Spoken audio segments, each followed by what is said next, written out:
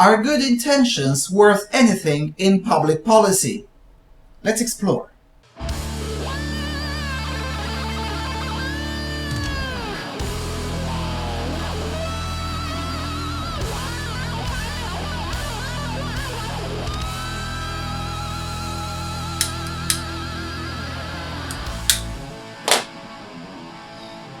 Hello everyone, and welcome to the Freedom Alternative. I've asserted in another video that as much as of an anti-leftist as I am, even I do acknowledge that most of them are well-intended. And by that mean is that your average lefty, not the evil ideologues who usually know damn well what they're doing and that what they're doing is wrong, but your average lefty who goes to vote for Comrade Corbyn, or who voted for François Hollande in France, or will vote for that Bolshevik in America, what's his name again? Bernie Sanders, that mummy. So your average lefty voting for these control freaks is largely well-intended. Now, some of those who wish to be more charitable with control freaks would even argue that some of the politicians who promote radical nonsense are just well-intended idealists. Now, personally, I do not believe that. To live up to the age of Bernie Sanders or Comrade Corbyn and still be just a well-intended idealist is to be utterly retarded, which I believe they are not, or a very good bullshitter, which they are. There are alternatives, though, such as being in the game of deceit for so long that you end up believing your own nonsense. But anyway, I do digress. What I want to do in this video is to take an example of leftist grassroots well-intended lobby that had disastrous consequences. People on the non-left usually bring up the well-intended insanity of Lenin or the well-intended insanity of Chairman Mao or some other example from the plurality of examples of well-intended leftist insanity of the 20th century. But I don't want to do that now, since I take it at face value that most of the leftists of today fundamentally disagree with Chairman Mao, Lenin, the Sandinistas, and the whole list of demented leftists of the previous century. In fact, I really do believe that your average lefty does not want to become the next Mao.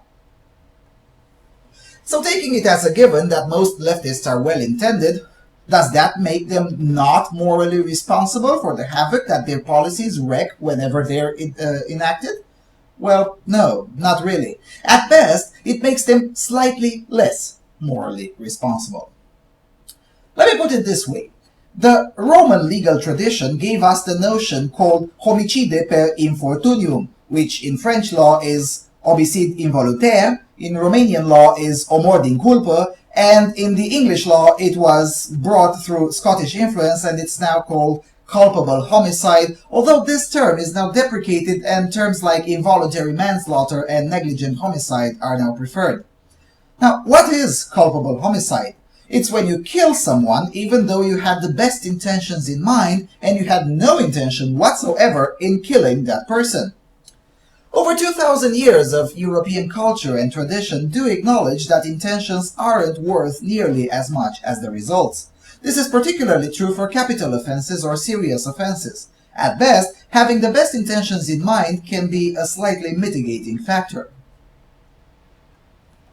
To be fair, for less serious offenses, one's intentions matter a bit more. The Roman tradition calls that the mens rea, or the guilty mind.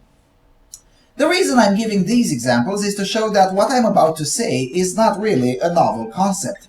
European societies, or Western culture, or whatever, call it as you want, have been acknowledging since immemorial times that when push comes to shove with a serious issue, one's best intentions don't really matter.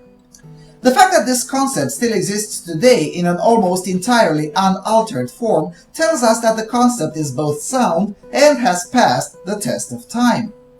Just think of how much the European societies have changed culturally in the last 2,000 years, yet the concept of a crime per infortunium is still here. Because mind you, it's not just culpable homicide, it also other crimes exist such as culpable battery, culpable theft, and so on. So, having looked a bit into the legal and the long legal history of European societies, let's get back to our well-intended average leftists. Your average lefty is first and foremost economically illiterate. Being economically illiterate is pretty much a prerequisite for being a leftist. Your average lefty does understand the concept of value, but he can't really apply it to everything. So, for instance, your average lefty is usually perfectly capable of understanding why a nice house in Donetsk, Ukraine is worth less than the exact same nice house in, let's say, Amsterdam, the Netherlands, or even the exact same nice house nearby Kiev. Very few leftists would argue that the two should be worth the same just because they are, after all, the exact same nice house with the exact same amount of land around it. The trouble comes when asking the leftists to apply the same rationale to a job in a, let's say, Volkswagen factory in Győr, Hungary, versus a job at the Volkswagen factory in Bratislava, Slovakia. Hungary and Slovakia are neighboring countries. The differences in GDP per capita when accounting for purchase power parity are slightly favoring Slovakia, but not by much. The labor laws in the two countries are quite similar, the cost of living is similar, and the actual jobs are virtually identical. Yet for some reason, the Slovakian workers are paid better than the Hungarian workers. In cases like this, our average well-intended leftist will no longer seek to understand why is that the case, but will jump straight into conclusions.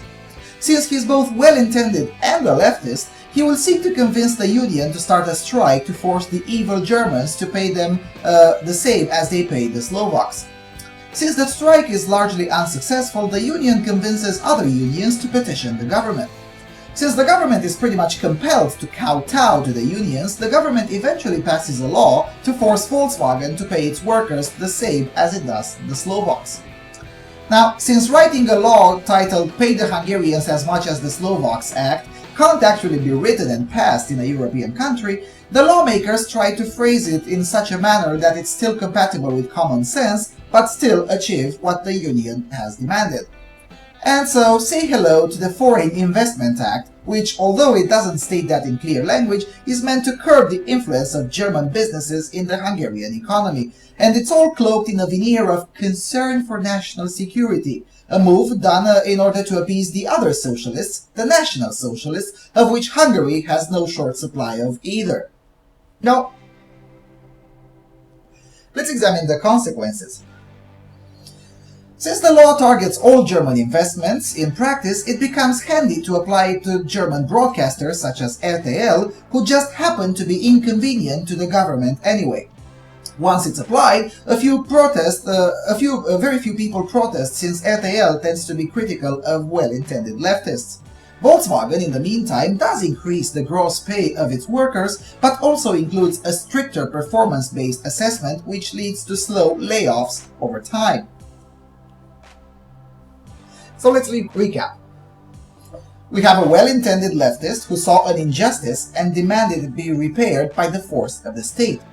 The state did obey and did force the employer to increase the pay. The employer did increase the pay to our well-intended leftist, but a few dozen other well-intended leftists had their pay decreased to exactly zero. As a sideline, a few other 100 reporters, cameramen, directors, and whatnot also lose their job as the Foreign Investment Act pushes a few German-owned broadcasters to either sell or shut down their operations in Hungary. Some other people in the TV business see their pay decreased as the German owners sold to whomever came first to buy, and sometimes that meant a Greek corporation that wanted to avoid bankruptcy by moving some of its operations outside the Greek fiscal hell. This actually happened, mind you. So, who is at fault? You can't say the system, since the system did exactly what the well-intended leftists demanded. You also can't say the Germans, because that would be downright insane. Now, I do realize that this may be difficult to some of you, but the fact of the matter is that in this example, the guilty party is exactly the well-intended leftist who, for the sake of a few extra shekelim on his pay, he could not care less about destroying hundreds of other people's jobs, people that have done nothing wrong to him, by the way, and he also could not care less about hearing alternative explanations. Were there any alternative ways for our well-intended leftist? Well, as a leftist, no. There were no alternative ways. As a rational human being, though, there were quite a few alternatives. One would have been for him to notice that while Slovakia and Hungary have similar taxation levels, the way they tax is different. Namely that Hungary employs a lot more hidden taxes that workers who are economically illiterate or who can't be bothered to read and understand them simply can't see them at a first glance. Had he noticed that, he would have also noted that Slovak workers negotiated with Volkswagen workarounds to some taxes via bonuses or some other forms allowed by the Slovak law. With that information, our well-intended rational human being could have demanded a similar arrangement from the employer, or more legal leeway from the state, or both. Another alternative would have been to go full classical liberal and demand a lower tax burden on both himself and the employer to incentivize Volkswagen to move more work into Hungary. The second alternative would have come with minimal loss for the Slovaks and no loss whatsoever for his countrymen. A much better trade-off this would have been than the one that was actually enforced. Yet another, third alternative would have been to work harder and try get himself promoted. A fourth alternative would have been for him to demand to be transferred to Bratislava. Although they are different countries, the distance from Győr to Bratislava is under 80 kilometers, and there are cheap and fast ways to get from one to the other. And of course, there was also the alternative to just quit working for Volkswagen if you hated the job so much for its supposed low pay. This is an actual real-life example on how well-intended leftists propose well-intended policies that, once enacted, wreak havoc to a huge number of people without benefiting even all of those that it purported to help. Because remember, not all workers at Győr got to keep their jobs once the forced increase was implemented. And this is not the most extreme example, mind you. Leftists like to talk about how Europe throws whatever amount of food per year whilst there is still hunger in the world. Yet the biggest destroyers of food in Europe are French farmers, who routinely destroy food as a protest until they get even more welfare from the USSR. Just recently they got yet another €500 million just because potato, or because milk in this case. Oh, I forgot. They're not handouts or welfare. It's subsidies to get a good product. Yeah, right. Meanwhile, little New Zealand gets to produce far more food per capita, so much that they even export, all with zero subsidies and with crappier soil and climate than France. But then again, what do I know? I'm not a well-intended leftist. Are the French farmers the Hungarian workers at Győr, or the ones who demand absolutely insane levels of minimum wage under the guise of livable wage, whatever that is?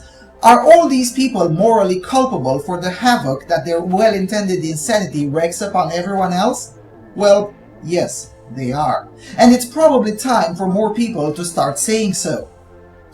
The idea that, oh, but it's not their fault, it's the politicians, the corporations, the flying spaghetti monster, the whatever, anything but their own fault, this idea only works up to a point. There comes a point where the fault no longer lies at the feet of politicians or their corporate allies, but right at the feet of the hordes of well-intended leftists who can't be bothered to see beyond the me, and the paradise now mentality that they all seem to engage in.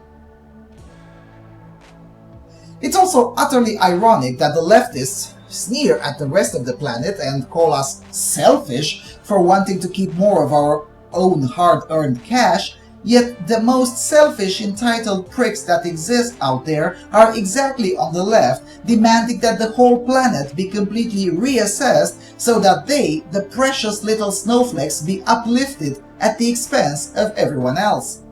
It's no wonder that the left sees the economy as a zero-sum game, since they themselves view anything as a zero-sum game. So, at the beginning of this video, I asked, are good intentions worth anything in public policy? Well, given the results, the answers should be self-evident. Rather than asking yourself whether a policy is well-intended or not, I would suggest you apply the Thomas Sowell test.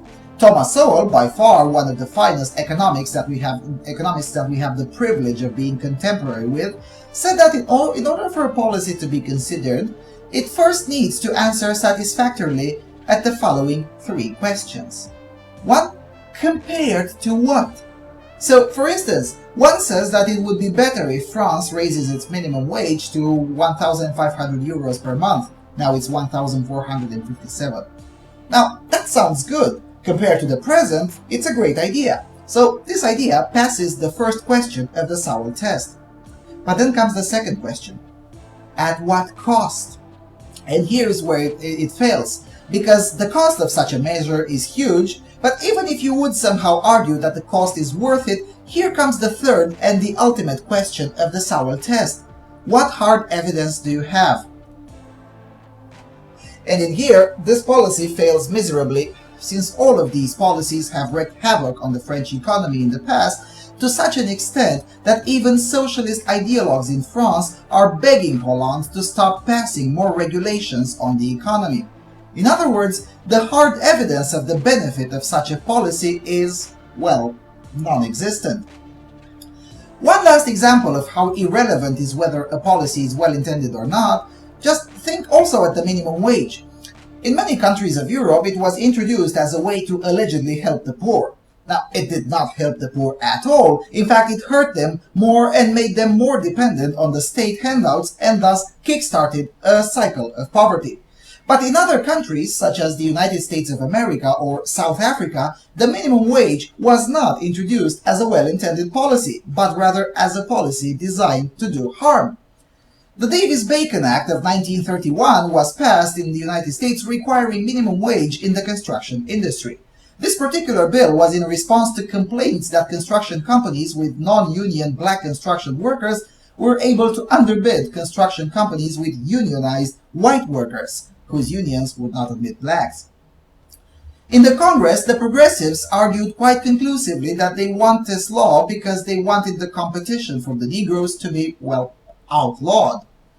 For instance, U.S. Congressman John J. Cochran from Missouri, a Democrat, of course, reported that he had, quote, received numerous complaints in recent months about Southern contractors employing low-paid colored mechanics getting work and bringing the employees from the South. U.S. Congressman Clayton Allgood from Alabama, also a progressive Democrat, reported, quote, on cheap colored labor that is in competition with white labor throughout the country. An almost identical reason has been given in South Africa for a similar law. The results in practice were identical, but at least the racist progressives knew damn well what they were doing, as opposed to modern-day progressives who swallow the claptrap of good intentions and genuinely believe that the lessons of history are the laws and the laws of nature simply don't apply to them, or they can be suspended on the whim of a legislation. Anyway, I've been going on for quite some time, so I'll stop here. What do you all think? Am I being too harsh with the average lefty? Should we care more about intentions? Just tell me in the comments. Maybe I am being too harsh. Oh, and if you like this format with a little longer narrative, please let me know and support it so I can do more of these. The research for these kinds of videos takes longer, but I take more pleasure in going at a topic in a more exhaustive manner. Anyway, don't forget to subscribe and consider supporting the work. Talk to you guys later. Thanks for watching.